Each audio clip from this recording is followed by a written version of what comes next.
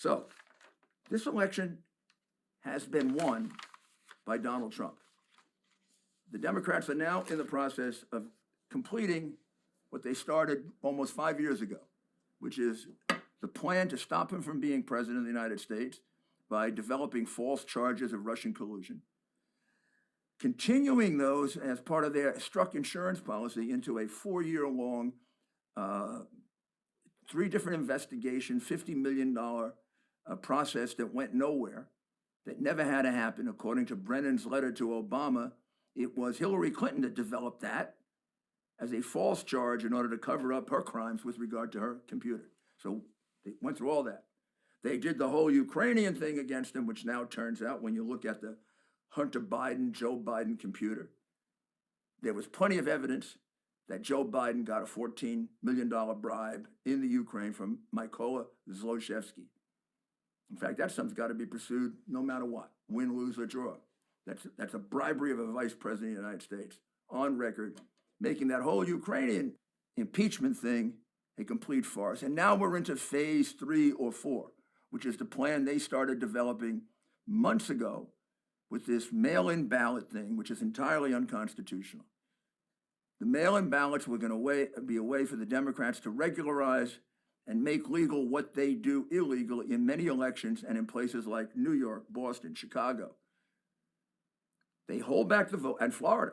They hold back the vote when we get down to these last 4 or 5%, like you see going on. And then somehow they find new ballots. In fact, in Milwaukee, while we were asleep, they found 138,000 new ballots, all for Biden. All for Biden. You think those were cast by real voters? You think they were cast by some Democrat sitting in a back room? This has been their plan all along. It is totally impossible, illogical, irrational that the same thing would happen in all 5 or 6 places where there were close votes. What do I mean by the same thing? I mean the thing that the gentleman in Philadelphia has given us an affidavit on, and we'll get many of them now. The man heading the delegation of Republicans that was supposed to observe the mail-in ballots was kept in a room for 21 hours where he had no ability to see the ballots. Explain that to you. That's been reversed now. We're going to still have to go to the Supreme Court with it because the damage has already been done. The end result of this, we've got similar conduct now, not allowing Republicans to observe the mail-in ballots. We've got it in Philadelphia. We've got it in Milwaukee. We've got it in Detroit. We've got it in Phoenix, Arizona, and we have it in both Las Vegas and Reno, as I told you.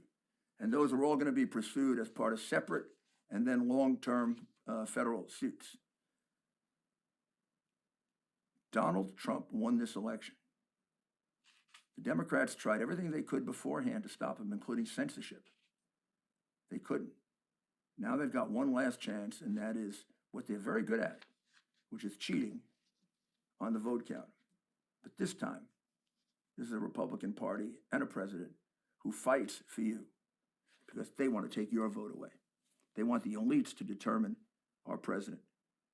And we want the people of the United States to determine our president. And we will fight to make sure that your vote is counted and that your vote is not canceled out by an illegal vote.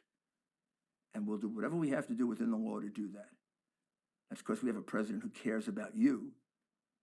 And they have a candidate who says, you don't deserve the right to know. And who announced, probably in a Freudian slip 2 days before, looking at the people, I'm going to win it without you. Yeah, he's going to win it with the network heads, the big tech heads, and money that he's gotten from all kinds of places, including communist China. We're not going to let that happen. Thank you, and we'll be back in a few days with another Rudy's Common Sense.